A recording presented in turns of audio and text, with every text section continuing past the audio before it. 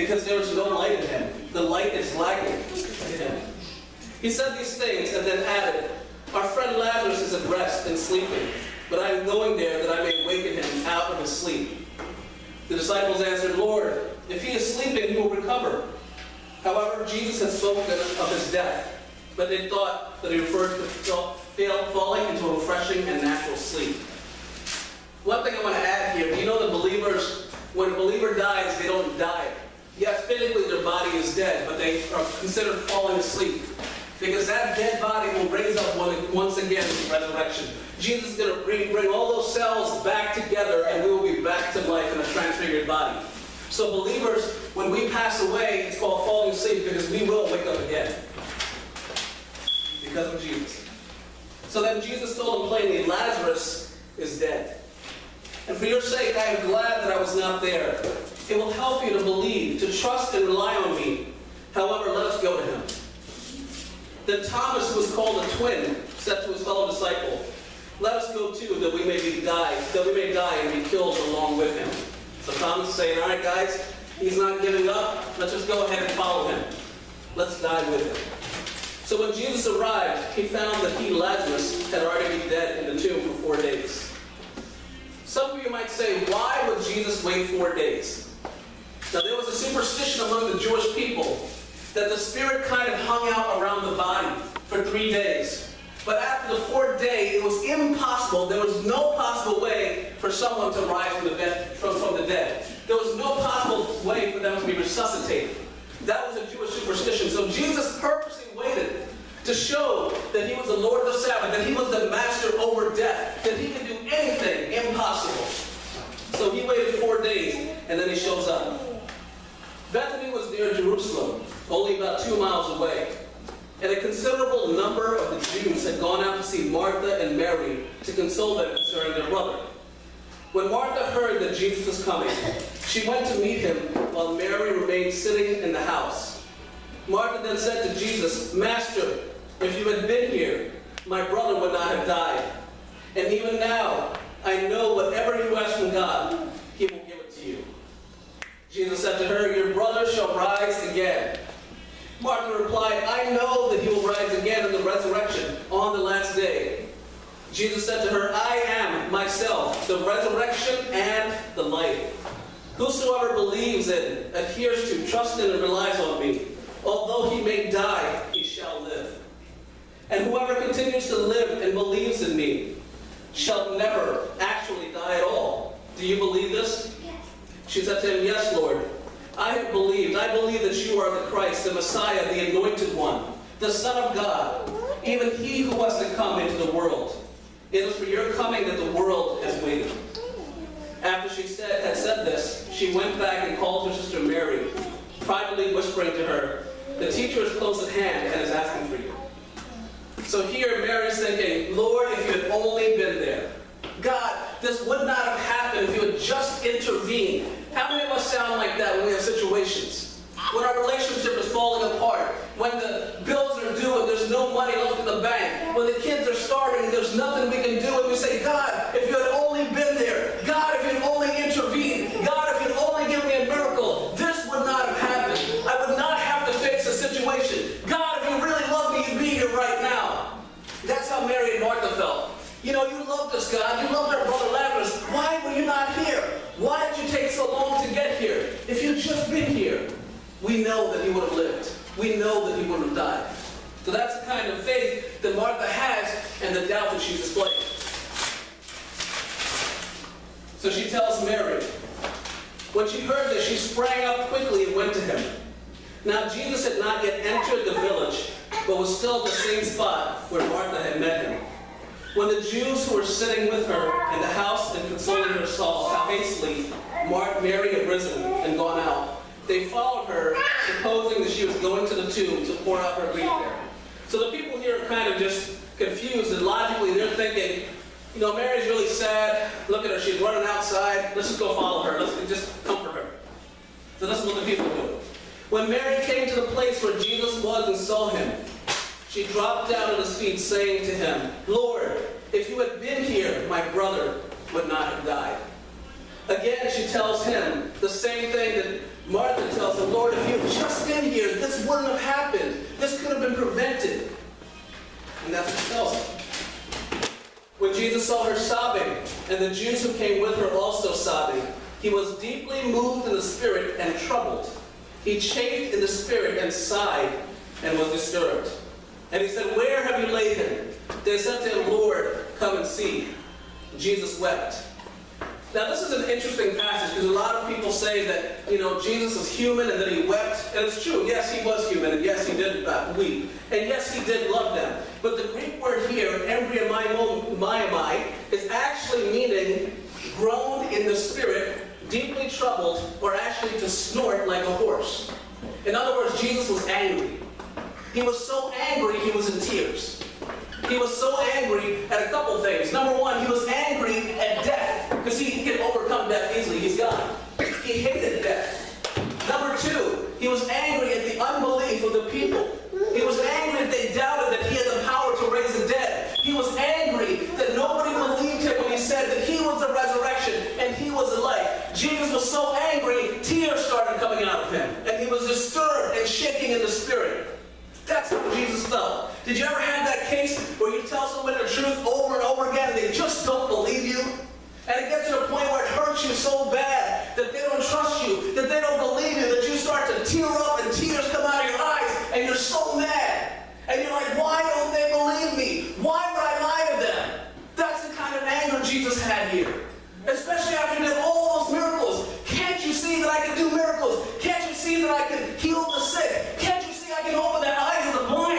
Why don't you believe that I can simply raise the dead if I can do all those things? And why are these people consoling them like he's dead and gone forever when I clearly stated that he will live again? You see, that's the kind of animosity and anger and sadness and everything Jesus felt all at once. So he asked, "Where did you lay him?" Then the Jews said, "See how tenderly you loved him." So the people are still thinking, "Oh, look, he's weeping, he's sad. Look how much he loved him." Again, being very negative, trying to thinking that, they're consoling Mary and Martha. Now but some of them said, "Could not he who opened a blind man's eyes have prevented this man from dying?" There's that doubt again. There's that shot at Jesus again saying, "You know what? You're so special. You're so popular. You can open the eyes of the blind, but you can't raise the dead." So there's that anger welling up in Jesus again. Now Jesus again sighing. He's sighing. He's like, okay. Jesus again sighing repeatedly and deeply disquieted approached the tomb. It was a cave, a hole in the tomb, the hole in the rock, and a boulder lay against the entrance to close it. Isn't it ironic how this is the same type of cave or tomb that Jesus was raised from? This is the same tomb that he entered and was buried in. It's the same type. So here he's looking at Lazarus, and I really wonder if Jesus saw himself laying in that tomb before he rose from the dead, if he had a foreshadow of that. Does this have to be the same situation? Jesus said, "Take away the stone, Martha." The sister of the dead man explained, "But Lord, by this time he is decaying and throws off an offensive odor, and he has been dead for 4 days." So here's Jesus, really upset with death, really upset with doubt and unbelief, and she says, "Lord," he's thinking, "Lord, please don't move the stone away. It's going to smell at the house." She's worried about the odor. He's not worried about the odor. Jesus said to her again, "Did I not tell you and promise you that if you would believe and rely on me, you would see the glory of God?" So they took away the stone, and Jesus lifted up his eyes and said, "Father, I thank you that you have heard me. Yes, I know you always hear and listen to me, but I have said this in account of them standing around, so that they may believe that you did send me, that you have made me your messenger." When he had said this, he shouted with a loud voice, "Lazarus, come out!" And out walked the man who had been dead, his hands and feet wrapped in burial clothes, linen strips, and with a burial napkin bound around his face. Jesus said to them, "Free him of the burial wrappings and let him go." Upon seeing what Jesus had done, many of the Jews who had come with Mary believed in him. They trusted in him and adhered to him and relied on him. amazing miracle. This is an amazing thing. When miracles happen in your life, it's just overwhelmingly joyful. It's overwhelmingly happy. So let's talk about some of these miracles here. Before I do that, though, I want you to be careful about the miracle killers. Let me explain this to you. In verse 12 of John, it says, when the large crowd of the Jews learned that Jesus was there, they came out not only on account of him, but also to see Lazarus, whom he had raised from the dead. So the chief priests made plans to put Lazarus to death as well. Because of the account of him, many Jews were going away and believing in Jesus. You see, the Jewish people were tired of Jesus doing miracles. They were tired of him calling himself the Son of God and calling himself God. They were fed up with it. They wanted to put him to death. But here, in this part, now Jesus has a living testimony that was raised from the dead. He has a living testimony that follows him around, that worships him, that hangs out with him. And they want to now not only kill Jesus, but they want to kill the evidence of his miracle. They want to kill Lazarus. So that people can't say, hey, Jesus is God, man. Look, here's living proof. Lazarus is well and alive. You know, and the devil often wants to kill you after God has brought you out of the miry clay, after he's brought you out of so much. The time that you could have died, God saved your life. The devil wants to kill that so that we'll have no evidence, so people have no evidence to see what God has done in your life. That's what you call a miracle killer. So miracles. Miracles are happy events. Happy events that happen to you that are unexpected and impossible. What are miracles? Now, some people say that money is a miracle when you get unexpected money. This is what some people consider, and that's true. So, sometimes when you have no money at all, and money comes out of nowhere, maybe a stranger gives it to you, or you receive a check out of nowhere, it's unexpected money, and you say, it's a miracle, God. You provided. You knew I needed this. You knew I needed more than this, and it's a miracle. Maybe you get a raise or you get a new job. It's a miracle. It's a wonderful thing. A car is given to you. That's a miracle. You couldn't afford a car, but a car is given to you. A brand new home or even a place to live. That's considered a miracle. Because you had no place to live. You were going to be homeless, but God provided you with a home. That's a miracle. When you didn't have the finance to afford it, when you didn't have the credit, it's a miracle because God provided it for you. Those are miracles. And clothes. When you have nothing to put on your back anymore and somebody walks up and gives you clothes. Or you receive a donation from somebody, that can be considered a miracle. The first thing I want to talk to you about here is be careful who you tell about your miracle. Be very careful who you speak to about your miracle. Yes, we should testify of the glory of God. Yes, we should testify to people that this is what God has done in my life. But there are certain people that will take that and use it against you. There are certain people that will take what God has done in your life and completely twist it around. Not to glorify God, but to satisfy the devil. And sometimes they don't even realize it, but they do that. So the first thing, I want to talk about 3 things that kill your happy mood after the miracle. So miracles just happen, you're happy, you're excited, you're joyous, you're praising God, and you go out and tell somebody. And the first thing that happens is deferred hope. You see, Proverbs 13 says, hope deferred makes the heart sick.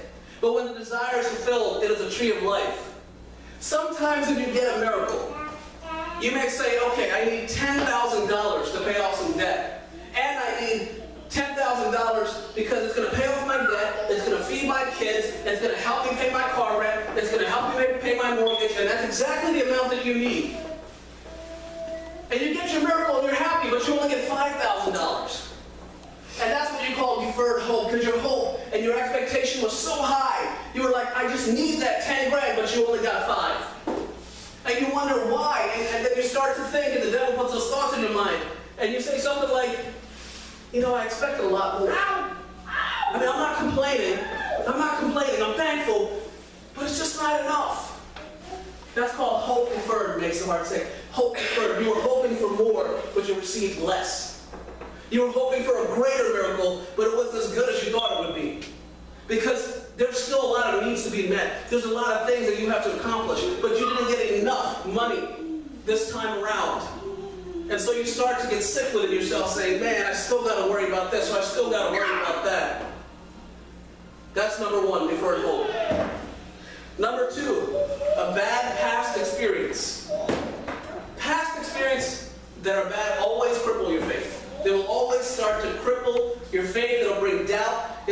fear, it'll bring hopelessness. Like, for example, if you have a miracle that happens, and somebody tells you, look, I'm going to give you $10,000 on Monday, God told me to give it to you, the first thing that'll go through your mind is, that the devil put there is, what if it's not real?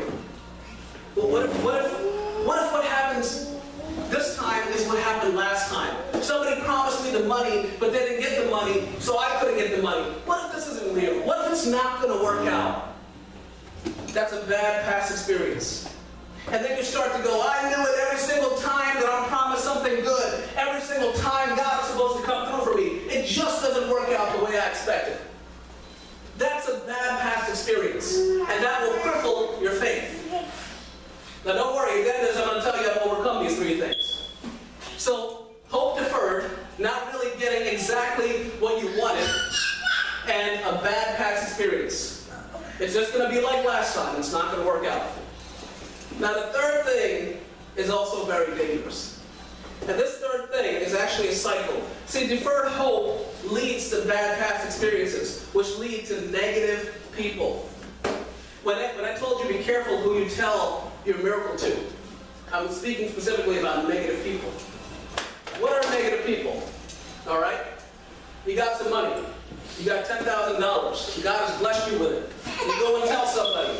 The first thing a negative person will say is like, that's not enough in this economy. You're not going to make it. That's what's $10,000. So what? They're going to start to dumb down the miracle. They're going to start to say like, that's horrible, man. That's not even enough. I can't even buy lunch for $10,000.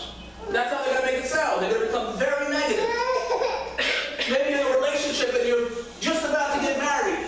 And they'll start to become negative and say, well, I got married and I thought it was the best choice ever, but you should see the problems I have now. You know, I got married and look what this girl did to me, what this guy did to me. I wouldn't recommend marriage.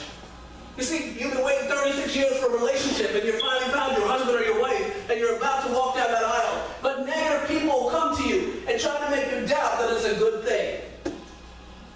What else would they do? You get a brand new job. Okay, you get a brand new job, it's going to pay the bills, it's going to do everything, you're happy, you're getting benefits, you finally got insurance, you don't have to worry about Obamacare, although it's good, you got insurance, so you're all happy and stuff. And then somebody comes up to you and says, yeah, heard you got a new job. That's wonderful. I used to work there, that was the worst place I ever worked. How does that sound? You just got a job, you just got a miracle, you're praising God. But this negative person comes to you and says, don't you go there. I will just not sign that contract right now. It'll be the worst decision you ever made. That's not a good job. You should see so-and-so. You should see that supervisor. They talk about everybody. They're going to stab you in the back. And you know what? That compensation package you give, that's not enough money. Not in this economy. You can't handle anything with that money. That's what negative people do. They love to bring down a good miracle. They like to kill the joy of miracles. So you have three things. You have deferred hope, not getting exactly what you wanted. A bad past experience that's going to happen again, just like it did last time. Woe is me, nothing works out for me. And negative people. Yeah, that sounds good, but this is going to happen instead. The funny thing is, deferred hope and a bad past experience equals a negative person. So negative people sometimes are crying out for attention. Negative people that hurt so much because they expected a better miracle. Their hope was deferred. Negative people cry out for attention because their past was so bad and they couldn't get past all those little breaks that they were trying to get. And they were trying to say to themselves, why isn't God coming through with a big harvest? Why doesn't he take care of this? They were acting just like Mary and said, Lord, if you had just been here, if you had just been here, then I could have made it through. If you had just been here, this wouldn't have happened. That's what negative people become, and that's what they say. Now here's the good news. There are three ways to overcome these three things. One, deferred hope. Now here's something a lot of people, in order to overcome something negative, you want to turn it positive. Okay? So the first thing is this. Say, for example, you got that $10,000 and you needed but you needed $15,000. Don't look at it as your harvest. Look at it as a seed. If it's not enough to meet your need, then you know it's simply another seed.